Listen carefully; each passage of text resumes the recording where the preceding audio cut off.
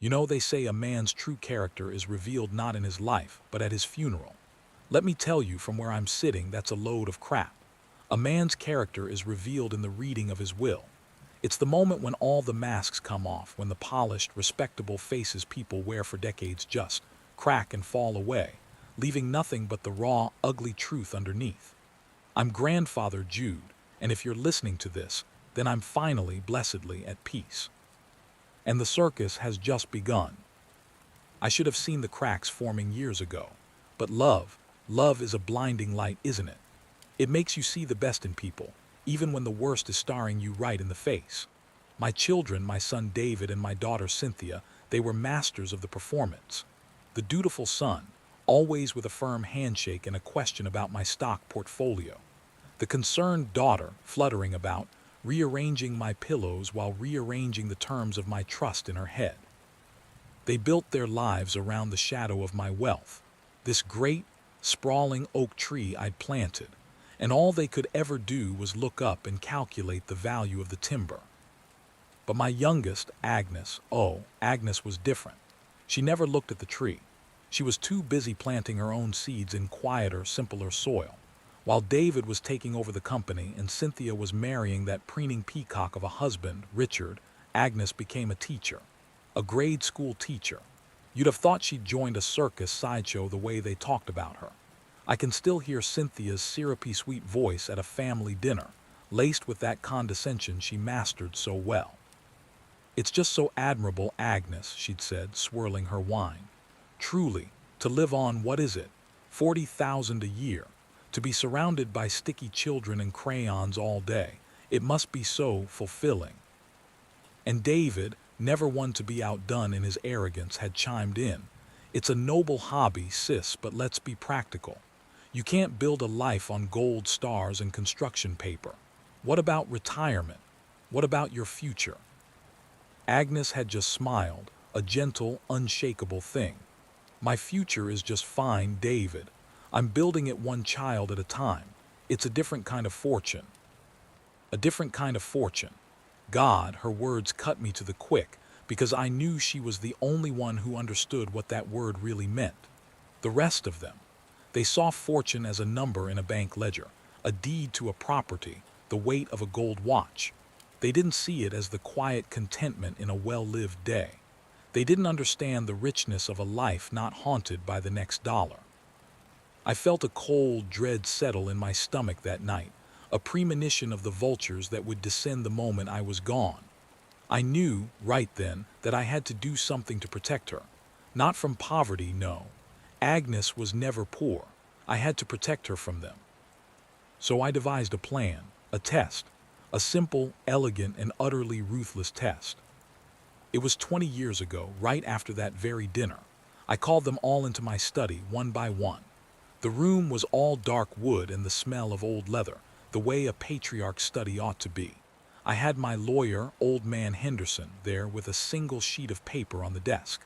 I presented it to each of them as what I called a pre-inheritance agreement. A safety net, I told them. A way to secure a small, immediate piece of their future, right now, without having to wait for the grim reaper to cash my check. The terms were straightforward, brutal in their simplicity. They could sign away any and all future claims to my estate, the houses, the stocks, the investments, everything. And in return, they would receive a one-time tax-free payment of $250,000. Cash. No strings attached.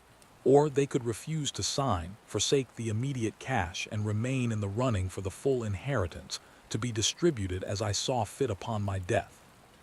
I presented it to David first, my heir apparent, the future of the family name. He puffed out his chest, looked me dead in the eye, and I saw the gears turning, the avarice shining like a new penny. "$250 now, Dad," he'd said, a slow, greedy smile spreading across his face. "That's a solid offer, a bird in the hand, right? I'd be a fool not to take liquidity when it's offered. Where do I sign?" He didn't even read the fine print. He just scrawled his name with a flourish, slapped the pen down, and clapped me on the shoulder. "Smart move, Dad. Very smart. This will give me the capital I need to really leverage my position at the firm." He took the check Henderson wrote him, folded it neatly, and slipped it into his breast pocket like it was a winning lottery ticket. And in a way, it was. He just didn't know he'd already lost the grand prize. I felt a piece of my heart harden to stone watching him, my own son, so eager to trade his birthright for a handful of silver. Then came Cynthia. She brought Richard with her, of course. He was practically salivating.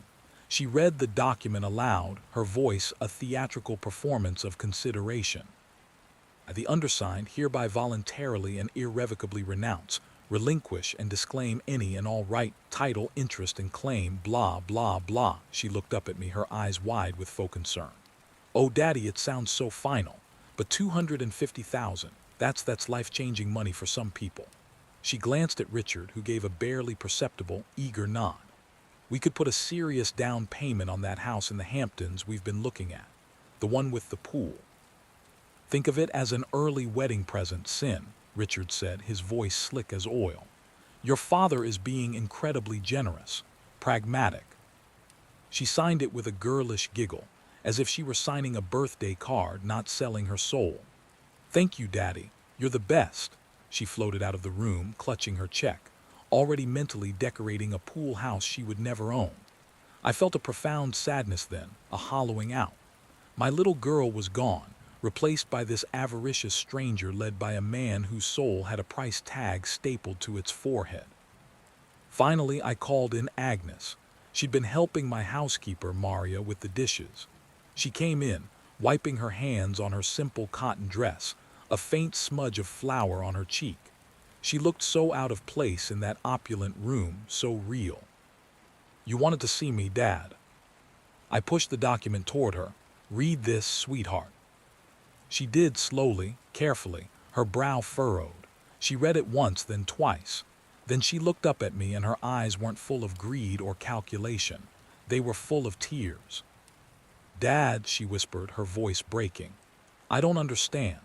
Are you asking me to give up being your daughter, to give up my place in this family? The question hit me like a physical blow.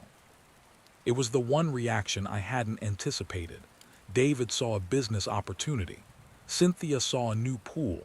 Agnes saw a severance of a bond. No, honey, no, I said, my own voice thick. It's not that at all, it's just a choice, a financial choice.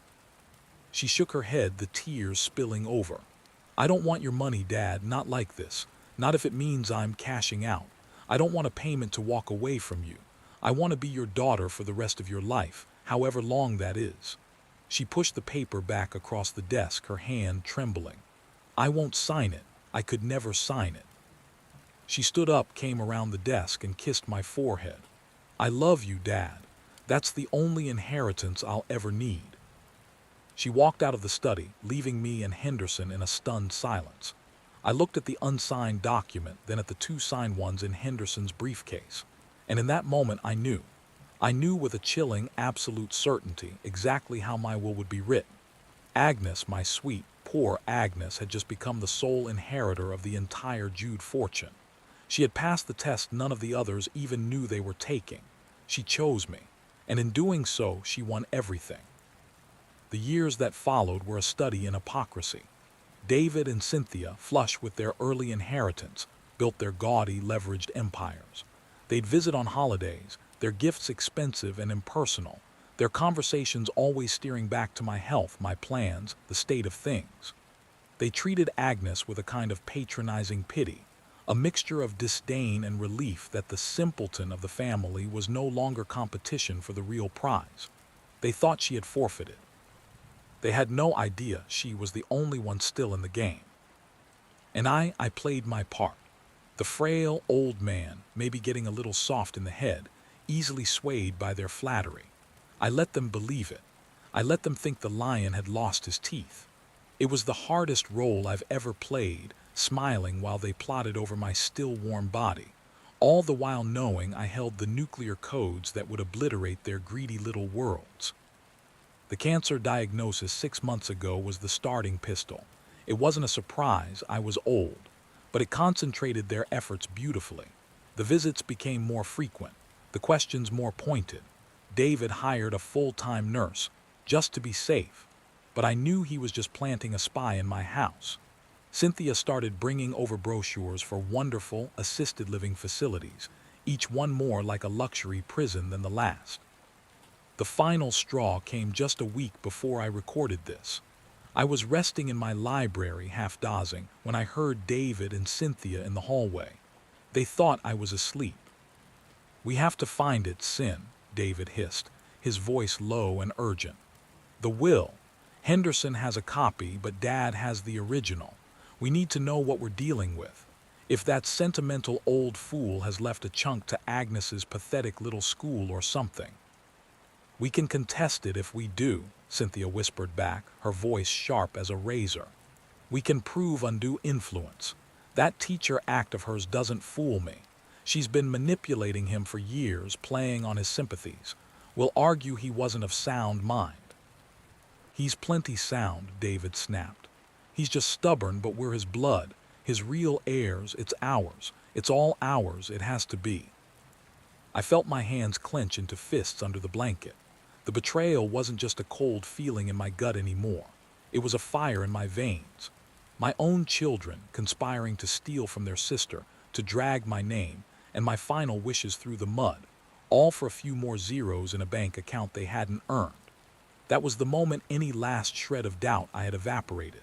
The plan I'd set in motion 20 years ago wasn't just a clever bit of estate planning. It was justice. I waited until the house was quiet that night, then I called Henderson. His voice was groggy with sleep. "Jude, it's 2 in the morning. Are you all right?" "I've never been better, Henry," I said, my voice steady and clear. "It's time. Set the meeting for the reading, next Friday, and Henry, make sure Agnes is there. She's going to need the support." So here we are.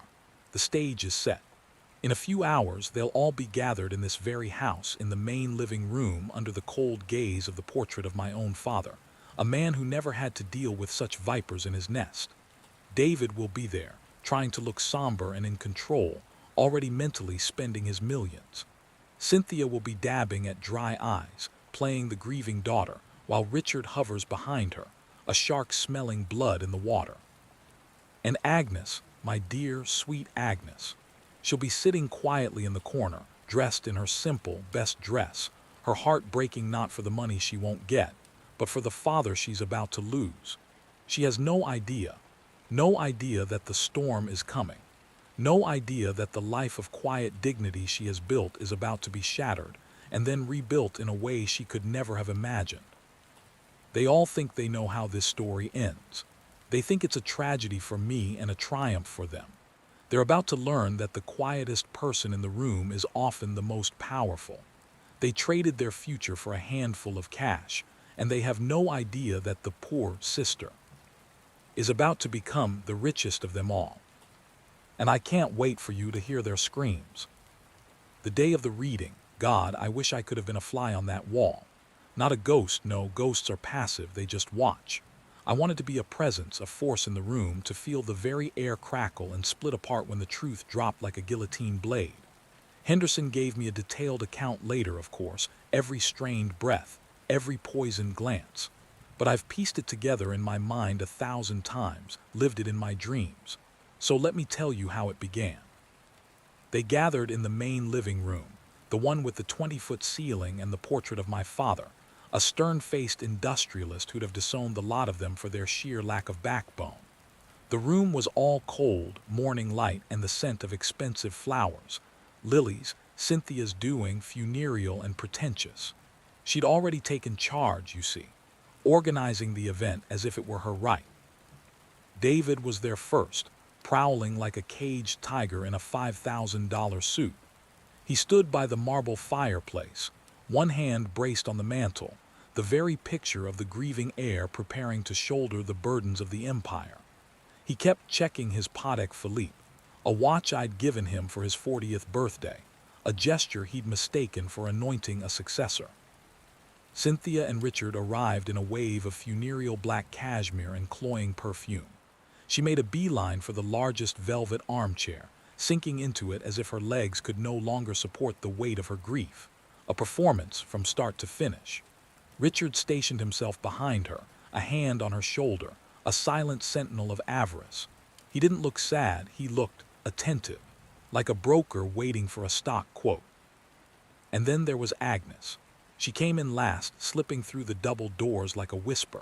She wore a simple navy blue dress, one I recognized from years ago, pressed and clean, no black for her. She said she didn't believe in mourning with a color, she believed in remembering with love. She took a small, straight-back chair in the corner away from the main grouping, folding her hands in her lap. She looked small and terribly, terribly alone. She wasn't thinking about the will. She was thinking about me. The knot in my chest tightened, a mix of profound love for her and searing contempt for the others. They didn't even wait for Henderson to begin. The knives came out immediately. "That dress, Agnes," Cynthia began, her voice a masterclass in condescending sympathy. "It's sweet, so practical. I'm sure the children at your school would appreciate its simplicity." She let the word children hang in the air, a subtle reminder of Agnes's place in their world. Agnes just offered a faint, weary smile. "Thank you, Cynthia. Dad always said blue was a peaceful color."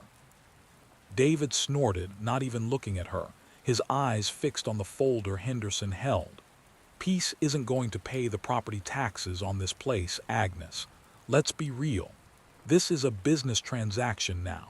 Sentimentality is a luxury we can't afford." "A luxury she can't afford, you mean?" Richard murmured, just loud enough for everyone to hear. He gave Cynthia's shoulder a squeeze.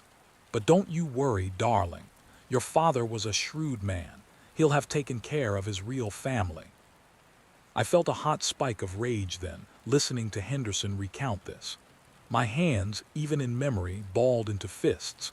The audacity, the sheer, unvarnished gall, to speak of me in the past tense while dividing my life's work like carrion birds picking at a carcass. Henderson, God bless his stoic soul, cleared his throat. He stood before them, a man in his 70s who had seen every form of human greed imaginable. He placed his leather folder on the rosewood table I'd bought my wife on our 20th anniversary. "If we are all present," he began, his voice dry and precise as a legal document, "we shall begin the reading of the last will and testament of Jude Alastair Hawthorne." The room went so quiet you could hear the ice shifting in David's glass of whiskey. Cynthia leaned forward, a handkerchief pressed to her lips, her eyes bright and utterly dry. Richard's grip on her shoulder tightened. David finally stopped packing and stood rigid, his arms crossed. Agnes simply looked down at her hands. "I, Jude Alastair Hawthorne, being of sound mind and memory," Henderson started, going through the usual legal preliminaries. Each word was a drumbeat, counting down to the detonation. David couldn't contain himself. "Skip the boilerplate, Henderson," he snapped, impatience shredding his veneer of control. "We all know why we're here. Get to the distributions, the assets. Let's hear it." Henderson looked up over his glasses, his gaze cool and unimpressed. "The document will be read in its entirety, David, as the law and your father's wishes require." He continued methodically, maddeningly. Small bequests to long-serving staff, a donation to the local library. Each one was like a twist of a knife in David's side. I could feel his frustration radiating across the room. He wasn't here for trivia. He was here for the crown jewels. Then Henderson reached the heart of the matter. He adjusted his glasses, and for the first time a flicker of something, amusement, pity, crossed his face. "Article 7, he read, his voice gaining a new, weighty resonance. "The disposition of the residuary estate, being all the rest, residue, and remainder of my property, both real and personal, of whatsoever kind and wheresoever situated, which I may own or be entitled to at the time of my death." He paused, a deliberate theatrical pause that would have made me proud. The air in the room was thick enough to chew. "This is it," Cynthia whispered, her voice trembling with naked excitement. Finally, David breathed, stepping closer. Henderson looked directly at Agnes, who met his gaze with gentle confusion. "I give, devise, and bequeath the entirety of my residuary estate," another pause, The bastard was enjoying this. I love him for it. To my beloved daughter, Agnes Marie Hawthorne. Silence. It wasn't a peaceful silence. It was a vacuum, a void where sound and sense had been brutally sucked out. It was the silence before the explosion. Cynthia was the first to break. It started as a choked, disbelieving laugh. What? The word was a dart, sharp and poisonous.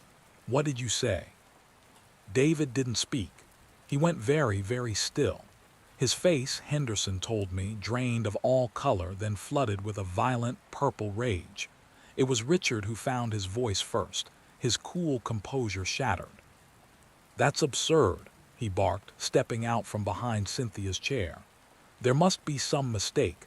Read it again, Henderson. You must have misread. Henderson didn't even flinch.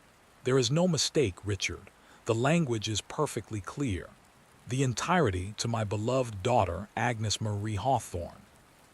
The entirety. David's voice was a low, dangerous growl. Like stones grinding together. The houses, the company stock, the liquid assets, the entirety.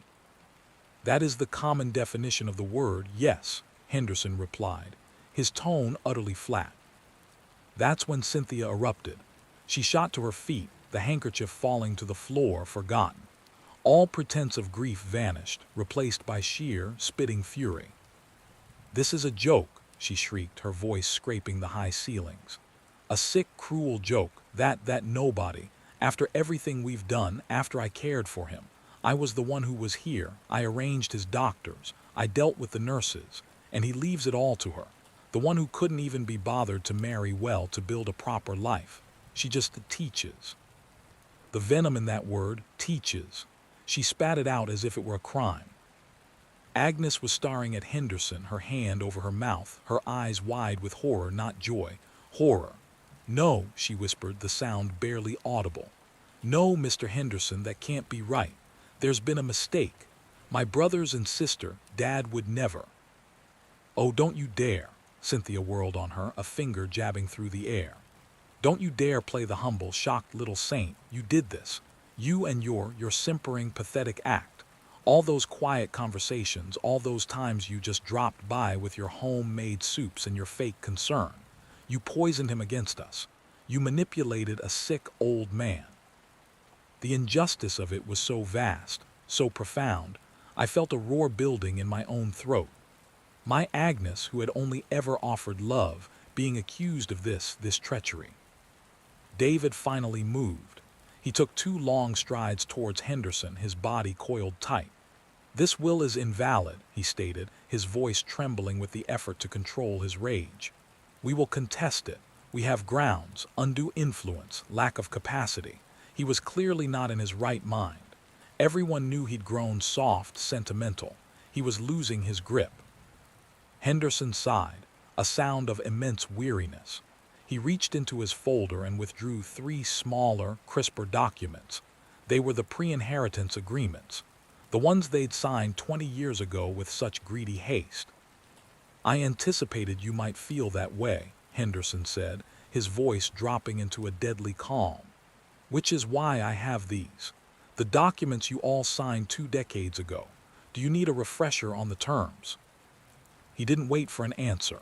He read the key clause aloud, his voice cutting through their sputtering fury like a scalpel. I, the undersigned, for the consideration of the sum of $250,000 paid to me this day, do hereby voluntarily, irrevocably, and permanently renounce, relinquish, disclaim, and surrender any and all right, title, interest, and claim that I may now or in the future have to the estate of Jude Alastair Hawthorne, whether under this instrument or any prior will or codicil, or by operation of law or otherwise. He looked up first at David, then at Cynthia, then at Richard. You were all paid, handsomely. You chose the bird in the hand. You signed away any future claim. For all legal intents and purposes, from the moment you signed these papers and cashed those checks, you were no longer heirs to this estate. You were beneficiaries of a one-time, closed transaction. The color truly did leave David's face then. He stumbled back a step as if physically struck. That, That was a preliminary document. A safety net. It wasn't supposed to. You tricked us. You old bastard, you tricked us. He didn't trick you, David, Henderson said, his voice like ice. He tested you and you failed, all of you except for Agnes. He turned his gaze to her. Agnes, who refused to sign, who told your father, and I quote, "I don't want your money, I want to be your daughter." She is the only one who did not renounce her inheritance. Therefore, she is the only one who receives it. The truth, cold, hard, and inescapable, finally crashed down upon them. It wasn't a mistake. It wasn't senility. It was a judgment 2 decades in the making. The room erupted into chaos. "You bitch!" Cynthia screamed, lunging towards Agnes, who flinched back in her chair, utterly bewildered by the tsunami of hate. Richard caught Cynthia around the waist, but his face was a mask of pure, unadulterated greed and fury. "We'll fight this," Richard yelled over Cynthia's screams. "We'll take this to every court in the country. We'll bleed the estate dry in legal fees before we let you steal what's rightfully ours." David was just shaking his head, a low, continuous stream of curses pouring from his lips. All of it, he gave her all of it, the company, my company. And through it all, Agnes sat in her chair, tears now streaming silently down her face. But they weren't tears of happiness. They were tears of devastation. She looked at the screaming, contorted faces of her siblings, at the beautiful room that was now hers, and she saw only the utter destruction of her family. She looked up at Henderson, her voice broken. "I don't want it," she whispered. "I don't want any of it if this is the cost. Make it stop. Give it to them, please." And that, right there, was the final, beautiful, heartbreaking proof that I had been right all along. She was the only one who deserved it. The only one who saw that the real fortune was the love in this room. A love that had just been systematically annihilated by the very thing I'd left her. The noise was deafening, screams, threats, the raw sound of avarice being denied. But in the eye of that hurricane, Agnes Marie Hawthorne, the poor sister, the school teacher, sat in silent, horrified ownership of a vast fortune and a family in ruins. And the worst part, the very worst part, is that this was only the beginning of the war. Because when a prize is that big, people like David and Cynthia don't just surrender. They burn everything to the ground trying to get it back. The silence after the explosion is always the most telling part. That day, after Henderson dropped his legal bomb and the shrapnel of their greed had settled, the silence that eventually fell in my living room was thicker and heavier than any I'd ever known. It wasn't peaceful. It was the silence of a battlefield after the last shot has been fired, a landscape of scorched earth and shattered expectations. And in the center of it all was my Agnes, sitting in that straight-backed chair, looking like the sole survivor of a crash she never saw coming. She finally found her voice, a fragile, broken thing. "I don't want it," she whispered, her eyes pleading with Henderson. "I don't want any of it if this is the cost. Make it stop. Give it to them, please." That was my girl. That was the heart I had tried to protect. In that moment, hearing her say that, I felt a surge of such fierce, triumphant love it nearly stole my breath. But I also felt a pang of guilt. I had known the tempest I would unleash upon her gentle soul. I had chosen this fire, believing she was strong enough to walk through it. David was the first to seize on her weakness. The rage on his face cooled, congealing into something far more dangerous: calculation. He smoothed his suit jacket, a pathetic attempt to reassemble his dignity. "She doesn't want it, Henderson," he said, his voice strained but controlled. "You heard her. She's clearly overwhelmed. She doesn't understand the responsibility. We can work something out, a private arrangement. We can avoid a messy public court battle that would only tarnish Dad's name." "Tarnish his name," Cynthia choked out a bitter, tearless sob. "He's tarnished it himself with this travesty, but David's right." She turned to Agnes, and I swear, even in the recounting, I could feel the fake sweetness she tried to layer over her venom. "Agnes, honey, you don't have to do this. You don't want this life. The lawyers, the accountants, the pressure, it's not you. Let us handle it. We'll set up a generous trust fund for you, a more than comfortable life. You could keep teaching. You'd never have to worry again." It was a trap, a gilded, poisonous trap. They were offering her pennies on the dollar to surrender a kingdom, appealing to her gentle nature to swindle her out of what was rightfully hers. My blood ran cold.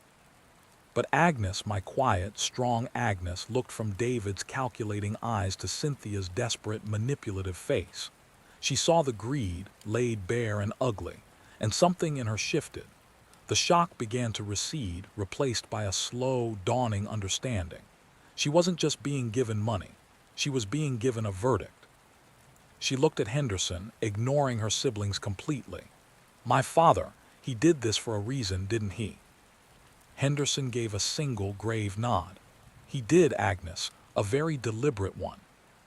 She took a deep, shuddering breath, and when she spoke again, her voice, though soft, was firm. It carried a new weight. "Then I will honor his reason. I won't give it away." The room seemed to shrink. Cynthia's mask of concern shattered. "You greedy little hypocrite," she screeched.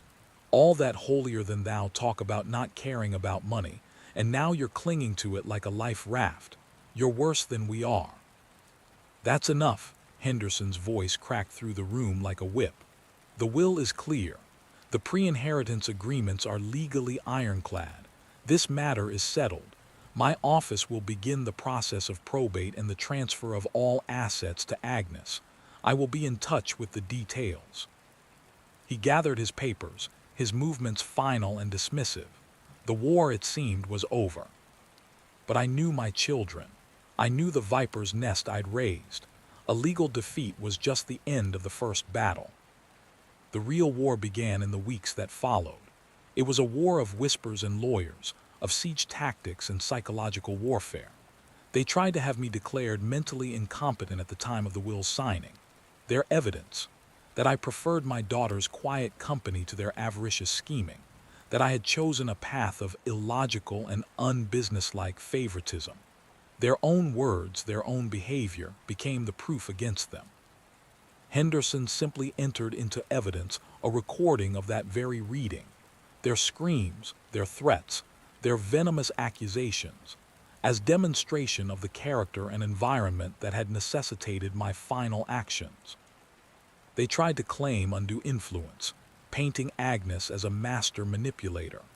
But how do you argue a woman who visited her father once a week for tea, who brought him soup when he was ill, who never once asked for a single thing, had somehow brainwashed him, while the children who talked of nothing but assets and inheritance were the innocent parties? The case was laughed out of the preliminary hearing. They even, in a move of breathtaking stupidity, tried to sue Agnes for emotional distress. They claimed the shock of the will had caused Cynthia debilitating anxiety and David reputational harm in his business circles. That was the moment they lost any lingering sympathy from the judge. It was a transparent, greedy, and ultimately self-destructive gambit. I watched it all through Henderson's reports and the quiet updates from my loyal housekeeper, Maria. I felt a grim satisfaction with every failed lawsuit, every dismissed motion. But with it came a hollow ache. These were my children. The little boy I'd taught to ride a bike, the little girl I'd twirled in dance recitals. And I had reduced them to this: snarling, desperate caricatures of greed, bankrupt of everything that truly mattered. Agnes, to her eternal credit, did not gloat. She did not fight them with their own weapons. She hired a formidable, calm-eyed lawyer of her own, a woman who specialized in shielding beneficiaries from predatory relatives. And then, she began to do the very things I knew she would. She didn't fire a single member of the household staff. She gave them all raises. She established a foundation, the Jude Hawthorne Foundation for Educational Equity, and endowed it with a third of the liquid assets. She paid off the mortgages of the few teachers at her school who were struggling. She was, in her quiet, methodical way, turning my fortune into a force for actual good. And she did one thing more, one thing that, I believe, finally broke the siege. She called a meeting, not with lawyers present, just her, David, and Cynthia in the living room where it had all begun. Henderson told me about it later, his voice filled with a rare note of admiration. She sat in the same chair, but she was no longer small in it. She had grown into the authority I had bestowed upon her. "I am not giving you the money," she began, her voice clear and steady. "That is not on the table. Dad's wish was my command, but you are still my brother and my sister, and this war ends now." David scoffed, but it was a weak, tired sound. The legal battles had drained him, financially and spiritually. "So you've come to lecture us, to show us how magnanimous the victor can be." "No," Agnes said. "I've come to give you a choice. You can continue to fight me. You will lose. You will spend every penny you have left, and you will gain nothing but more bitterness and a very public humiliation. Or you can stop." Cynthia stared at her, her eyes red-rimmed and hollow. "And what? Live in poverty while you play queen?" "The pre-inheritance agreements you signed," Agnes continued, as if Cynthia hadn't spoken, "gave you $250,000 each 20 years ago. Adjusted for inflation, that is a significant sum. You chose to spend it, to leverage it, to see it as a down payment rather than a final payment. That was your choice. My choice is this. I will pay off all the legal debts you have incurred fighting me. I will clear your slates, and I will establish a modest annual stipend for each of you for life. It will not be a fortune, but it will be security. It will be enough to live comfortably, if not lavishly." The room was silent. I could imagine the shock on their faces. It was not forgiveness. It was not capitulation. It was a strategic peace offering, one that acknowledged their failure while offering them a dignified, if diminished, way out. She was, in essence, giving them a managed allowance. She was treating them like the children they had behaved as. You think you can buy us off? With our own money," David whispered, but the fight was gone. He was beaten, and he knew it. "It's not your money, David," Agnes said, and her voice held a note of finality that would have made me proud. "It hasn't been for 20 years. This is my offer. Take it, and we can have a civil, if distant, relationship. Fight me, and I will use every resource at my disposal to protect what Dad left me. And you will have nothing. No money and no sister. The choice is yours." She stood up and left them there, in the ruins of their own ambition. It took them a week of frantic, whispered phone calls between them, of weighing their shattered pride against the cold, hard reality of their empty bank accounts. In the end, as I knew they would, they chose the money. They signed the papers, accepting her terms. The war was over. Agnes is the sole owner of the Hawthorne fortune now. She still lives in her modest house, but she uses the resources of the estate with a wisdom and a compassion that I could only have dreamed of.